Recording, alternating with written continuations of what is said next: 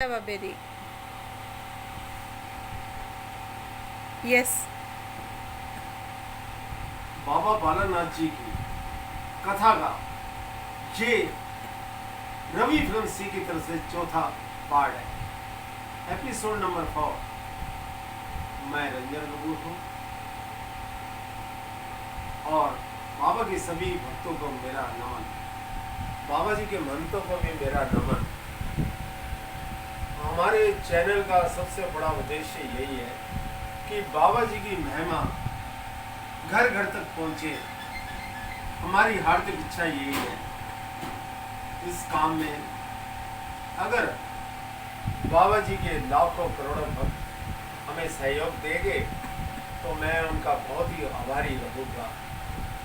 जो काम बाबा जी की महिमा का हम कर रहे हैं उसमें उनका योगदान बहुत जरूरी है। तो चलिए मैं आपको बाबा बालकनाथ जी की कथा का पार्ट नंबर 4 सुनाने के लिए जा रहा हूँ। बड़े ध्यान से सुनना। बाबा जी अंबाले में उस हलवाई के लड़के को ठीक करते हुए, उसको जीवन दान देते हुए आगे अपने लक्ष्य की तरफ, हिमालय पर्वत की तरफ बढ़ने लगे। रास्ते में जगह जगह वो कल्याण करने लगे। मुझे अफसोस है कितने हजारों कल्याण किए होंगे, लेकिन इतिहास में इन सब की चर्चा नहीं, मैंने बहुत स्टडी की।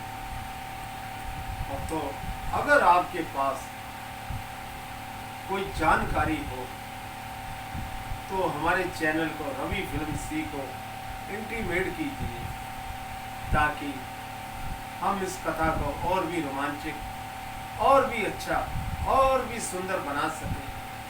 हमारा नंबर है 9289063517। एक बार फिर दोबारा मैं इसे रिपीट करना चाहता हूँ, 9289063517।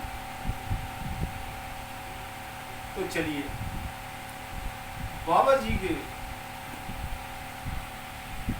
की इस लीला में कई कैरेक्टर आते हैं। गोरखनाथ जी और भी ना जाने कितने, भर्तरी जी, गौरी राक्षस, नाहार सिंह, बनारसी दास जी, समरूद राम जी, जो उनके बहुत बड़े भक्त थे। बनारसी दास और समरूद राम वो उनके बहुत सच्चे भक्त थे। हम बनारसी दास और समरूद राम जी को भी नमन करते हैं। बाबा जी के बहुत प्रिय थे वो। बाबा जी जब ड्योढ़ गुफा के बाहर धुना लगाते थे तो उस धुने की लकड़ी बनारसी दास और समरूद राम ही जंगल से काट कर लाते थे। कितनी बड़ी सेवा उन्होंने की। हम भक्त लोग उनकी सेवा का बहुत आदर करते हैं। आज ठीक 550 साल पहले इसी ड्योढ़ गुफा के पास बाबा जी भर्तरी जी के साथ धुना लगाते थे। शिव का धुना जो आज भी 550 साल के बाद निरंतर जल रहा है। जब भी मैं इस धुने के पास कुछ पल के लिए बैठता हूँ बहुत ही आनंदित होता हूँ। मुझे ऐसा लगता है बाबा जी और भर्तरी जी मुझे स्पष्ट दिखाई देते हैं। इस धुने की इतनी महत्ता है कि मैं बता नहीं सकता। और बाबा जी इधर जब सात तलाई में रत्नों के घर पहुंचे एक दिन, वहां उन्होंने अलग जगाई। रत्नो माई बाहर आई अपनी कुटिया से। रत्नो माई एक लोहार स्त्री थी। ये पिछले जन्म में धर्ममाई थी। ये बताना भी मेरे लिए बहुत आवश्यक है। जब इस कथा का प्रसंग आपको सुना रहा हूँ, कोई बात अधूरी ना रह जाए, मेरी यही कोशिश होगी।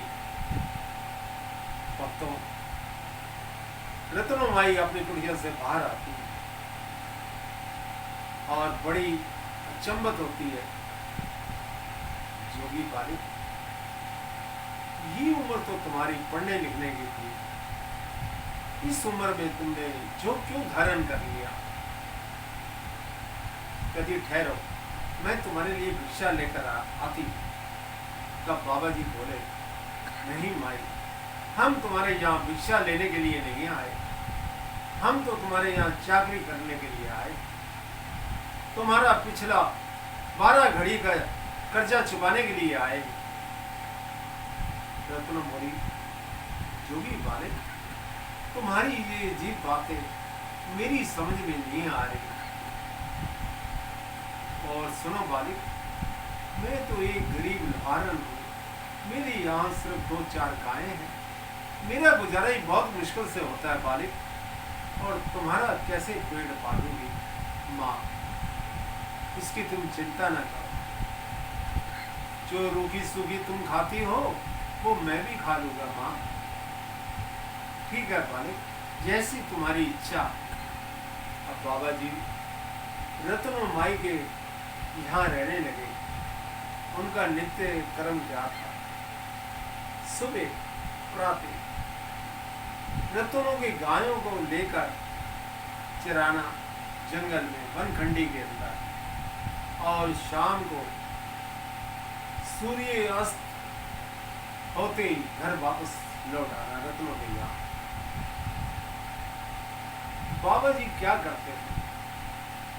रत्नों की गायों को खुला छोड़ देते थे और खुद शिव का धुना लगाकर तपस्या में लीन हो जाते थे। ये उनका नित्य का कर्म था। और इधर जब कभी बाबा बालकनाथ जी लेट हो जाते थे तो रत्नमाई को बहुत चिंता होती थी, और कभी कभी तो रत्नमाई प्यार से जोगी बालिक को डांटती थी, पुत्र तुम नहीं जानते वनखंडी में न जाने कितने भयानक पशु है, हिंसक पशु है। मेरा मन तो कांप उठता है, बहुत ही विचलित होता है जब तुम देर से घर लौटते हो। पुत्र ऐसा मत किया करो, सूर्य अस्त होने से पहले घर वापस लौट आया करो। ठीक है माँ, मैं ऐसा ही करूँगा। रत्नमाई इस जोगी बालक को अपना सगा बालक ही समझती थी। उसके दिल में कितनी ममता थी, इसका वर्णन करना हमारे बस की बात नहीं। ये तो रत्नो जानती है, या वो जोगी बालक भी अपनी माँ से बहुत प्यार करता था। हालांकि उनकी रत्नो तेली माँ थी, लेकिन सगी माँ से भी ज्यादा जोगी बालक रत्नो से प्रेम करते थे। मैंने पहले भी कहा था कि हम इस पवित्र प्यार का, प्रेम का वर्णन नहीं कर सकते। जोगी बालक जाने या फिर रत्नमाई। भक्तों, अब जरा हम पीछे की तरफ लौटते हैं। इस कथा के कुछ बुलाना, इस कथाओं के भाग हमसे छूट गए, कुछ भाग छूट गए, हम उनको बताना आवश्यक समझते हैं, उसको आवश्यक समझते हैं। जब अपने दिल्ली प्रवास के दौरान जोगी बालक दिल्ली आए तो उन्होंने दिल्ली में जो आज की यमुना नदी है, यहाँ भी कुछ समय के लिए तपस्या की, शिव का धुना जलाया। मैं आपको बताना चाहता हूँ एक विचित्र बात।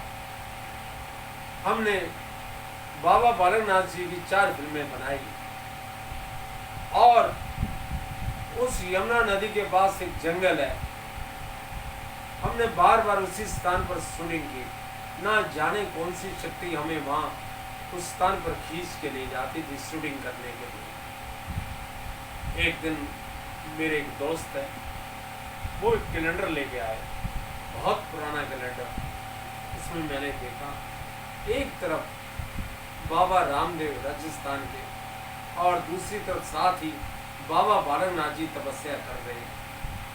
अब ये बात मेरी समझ में आई कि बाबा जी की वो शक्ति जहां उन्होंने तपस्या की थी उस स्थान पर हमें खींच कर लाती थी। ये सब बाबा की कृपा थी हमारे ऊपर। इन चारों फिल्में बनाने में हमें किसी बात की कोई परेशानी नहीं हुई। मैं बता नहीं सकता वो जंगल कितना भयानक था। और बाबा जी ने दिल्ली के निगम बोध घाट शमशान भूमि को कील कर चले गए। और मेरा आपको ये बताना बहुत आवश्यक है, उस शमशान भूमि में कोई भी बुरी शक्ति किसी का कुछ बिगाड़ नहीं सकती। ऐसी चमत्कारिक शक्तियों के बाबा जी स्वामी थे। एक और बात बताना चाहता हूँ, बाबा जी यमुना नदी में इनका झंडा लहरा रहा है। चाहे कितनी भी बाढ़ आ जाए लेकिन वो झंडा कभी डूबता नहीं। बाबा जी का झंडा कभी डूबता नहीं। और सबसे बड़ी विशेष बात तो मैं ये बताने जा रहा हूँ, दिल्ली का प्रसिद्ध कालका मंदिर, इसकी नींव भी बाबा बालकनाथ जी ने रखी थी। ये कुछ बातें हम भूल गए, जानते तो थे लेकिन भूल गए। इसीलिए इन बातों को दोहराना बहुत आवश्यक है। ऐसी ना जाने और भी कुछ बातें हो सकती हैं जिससे हमारे से गलती होगी, हमने नज़रअंदाज कर दिया होगा। अगर ऐसा कुछ हुआ है तो उन घटनाओं के बारे में आपको बताएंगे। दोस्तों, भक्तों, आज के लिए इतना ही काफ़ी है। अगले एपिसोड में बाबा जी की जीवनी के बारे में कुछ और वर्णन करेंगे जो बहुत ही सुंदर होगा, बहुत ही अच्छा होगा। तब तक आप प्रतीक्षा कीजिए। पार्ट नंबर 5 बाबा बालकनाथ की कथा में हम आगे की कहानी, आगे की कथा के बारे में बताएंगे। अब मैं बाबा बालकनाथ जी के भक्तों से अनुरोध करता हूँ, इस प्रोग्राम को देखने के बाद आप इसे लाइक कीजिए, शेयर कीजिए और सब्सक्राइब कीजिए। हमने बाबा की महिमा को सारी दुनिया में पहुंचाना है, यही हमारा लक्ष्य है। जय बाबे, जय बाबे।